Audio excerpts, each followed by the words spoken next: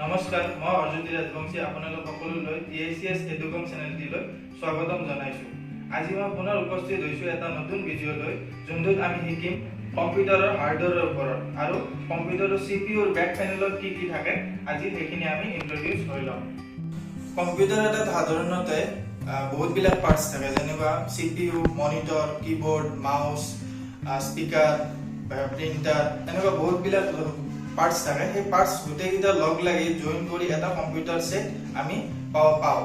সেই computer parts কেইটাৰ ওপৰত এটা হৈছে CPU, যোনটো আমি প্ৰচেছিং ইউনিট বুলি কওঁ, চেন্ট্ৰেল প্ৰচেছিং ইউনিট CPU। ইয়াৰে CPU-টোৰ বেক পেনেল আৰু ফ্ৰণ্ট পেনেলত বহুতবিলাক বস্তু থাকে, যেনেকুৱা ইয়াতে এইবিলাক আছে, ইয়াতে এইটো আছে, এইটো আছে। এই বস্তুবিলাকৰ আমি সাধাৰণতে নামবিলাক নাজানো, ইউজ কৰোঁ, কিন্তু সাধাৰণতে নামবিলাক আমি গম নাপাওঁ, কোনটো কি কাম কৰে আৰু কোনটোৰ কি নাম হয়। এতিয়া ইয়াতে এইটো ফাৰ্ষ্ট ওপৰত এটা ইয়াতে সুইচ আছে, এইটো হ'ল CPU-টো অন অফ কৰা সুইচ, এইটো পাৱাৰ সুইচ। এইটো CPU-ত কাৰেণ্ট AC কাৰেণ্টটো পোৱাৰ কাৰণে ইয়াতে পাৱাৰ অন আৰু অফ কৰা যায় সাধাৰণতে। তাৰপিছত আহিব ইয়াতে এইটো পাৱাৰ সাপ্লাই। যেতিয়া আমি পাৱাৰ কানেক্টৰ ইয়াতে এড কৰিম, তেতিয়া ইয়াতে CPU-টো পাৱাৰ পাব আৰু সেইটো আমি পাৱাৰ কেবলেৰে পাৱাৰটো দিব পাৰোঁ CPU। নেক্সট আহিব এইখিনি আহে মাদাৰবোৰ্ডৰ পৰা। ভিতৰত যোনখন মাদাৰবোৰ্ড থাকে, সেই মাদাৰবোৰ্ডৰ পৰা এইখিনি এটা সাইড আমি CPU-ৰ বেক পেনেলত পাওঁ, যোনটো ফাৰ্ষ্ট ইয়াতে এটা বেঙুনীয়া কালাৰ আৰু ইয়াতে সেউজীয়া কালাৰৰ দুটা পোৰ্ট পায়। এই পোৰ্ট দুটা হৈছে PS2 পোৰ্ট, সাধাৰণতে PS2 বুলি কয়।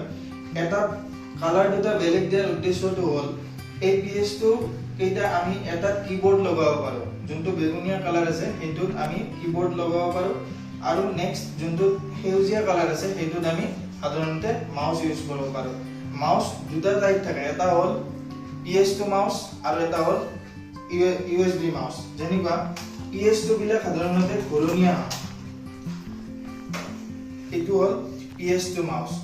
যেনেকুৱা ইয়াৰে পিনটো যোনটো কানেক্ট কৰা পিন থাকে, সেই পিনটো ঘূৰণীয়া হয়, ৰাউণ্ড হয়, এইটোক কয় PS2 পোৰ্ট। আৰু PS2 ৰ ফুল ফৰ্মটো হ'ল পাৰ্চনেল চিষ্টেম 2, এইটোক কয় PS2 পোৰ্ট। নেক্সট আহিব USB, আৰু এটা থাকে USB, যোনটো USB ৰ যোনটো কানেক্টৰ পিনটো, সেইটো পিনটো চেপেটা হয়, এইটো মাথাটো চেপেটা থাকিব, এনেকৈ এইটোক কয় USB, ইউনিভাৰ্চেল চিৰিয়েল বাছ। এইটো হ'ল USB ৰ ফুল ফৰ্ম। এই দুটা টাইপৰ মাউচ থাকে। সেই মাউচৰ ইয়াৰে PS2 যোনটো মাউচ থাকিব ইয়াতে লগাব, আৰু কিবোৰ্ডো এনেকুৱা দুটা টাইপৰ কিবোৰ্ড থাকে, USB আৰু PS2 কিবোৰ্ডখন আৰু PS2 যদি মাউচ থাকে ইয়াতে সাধাৰণতে লগাব পাৰি। তাৰপিছত আহিব চিৰিয়েল পোৰ্ট। নেক্সট এইটো চিৰিয়েল পোৰ্ট। তাৰপিছত আহিব পেৰেলেল পোৰ্ট, তাৰপিছত আহিব VGA পোৰ্ট। এতিয়া চিৰিয়েল পোৰ্টটোৰ কামটো হ'ল, যদি আমি জয়ষ্টিক ইউজ কৰোঁ, কম্পিউটাৰটোত জয়ষ্টিক কানেক্ট কৰোঁ, তেতিয়াহ'লে আমি চিৰিয়েল পোৰ্টত কানেক্ট কৰিব পাৰোঁ।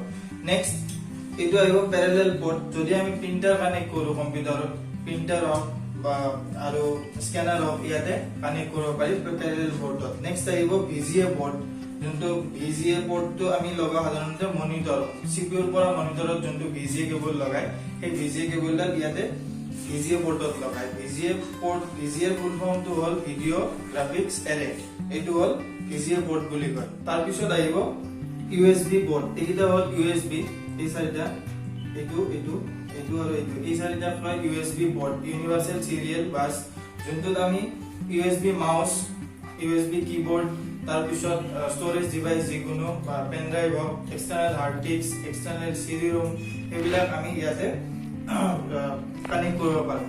নেক্সট আহিব এইটো হ'ল ইথাৰনেট পোৰ্ট, যোনটোত আমি ইণ্টাৰনেট এটা কম্পিউটাৰৰ পৰা আন এটা কম্পিউটাৰত ইণ্টাৰনেট কানেক্ট কৰিব পাৰোঁ, সেইটোক কয় ইথাৰনেট পোৰ্ট।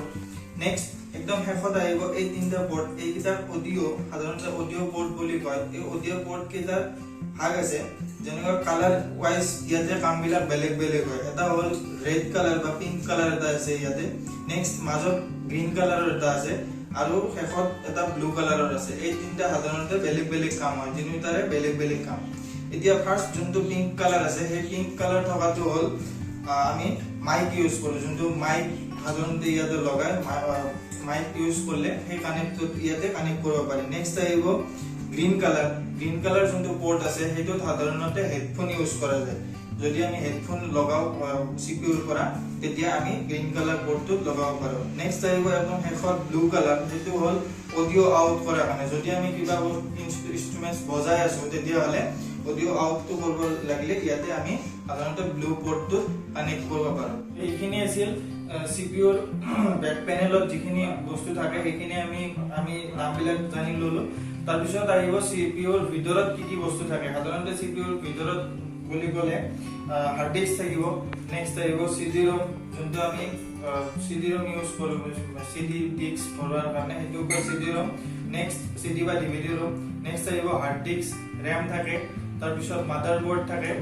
এই সব বিলাক ভিতৰত কি থাকে সিপিইউৰ ভিতৰত কি থাকে সেই ভিডিওটো আমি নেক্সট ভিডিওত শিকিম সেই কথাখিনি এতিয়া আমি চাও সিপিইউৰ ফ্ৰন্ট পেনেলত কি থাকে সিপিইউৰ বেক পেনেলটো হে এবাৰ আমি ফ্ৰন্ট পেনেলটো চাম এবাৰ এইটো হল কম্পিউটাৰৰ সিপিইউৰ ফ্ৰন্ট পেনেলটো ইয়াতে ফাৰ্ষ্টতে ওপৰত আছে এইটো CD-ROM CD বা DVD-ROM যোনটো এইটো খুলি দিলে এনেকুৱা দেখি এইটো আমি CD ডিস্ক বা DVD ডিস্ক বিলাক ইয়াতে ভৰাব পাৰো নেক্সট আহিব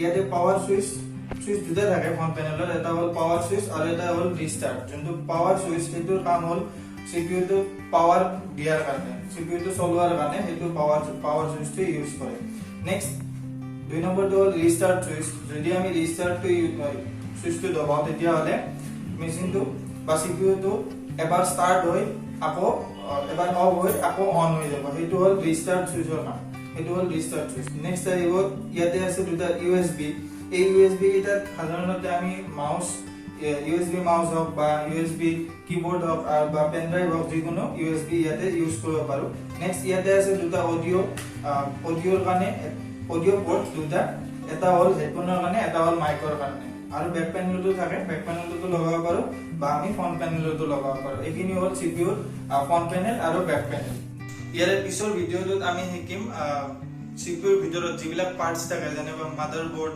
হাৰ্ড ডিস্ক CD-ROM সেই বস্তুবিলাকৰ বিষয়ে আমি বিতংভাৱে আলোচনা কৰিম আৰু শিকিম এই ভিডিওবিলাক পাবৰ কাৰণে আমাৰ চেনেলটো TICS এডুকম চেনেলটো আপোনালোকে সাবস্ক্ৰাইব কৰি ল'ব যাতে পিছত আহি থকা ভিডিওবিলাক আপোনালোকে অতি সোনকালে পাই থাকে আৰু কম্পিউটাৰৰ নাজানা যিবিলাক বস্তু আছে বা কম্পিউটাৰ ৰিলেটেড ভিডিও আছে সেইবিলাক আপোনালোকে অতি সহজে জানিব পাৰে আজিলৈ ধন্যবাদ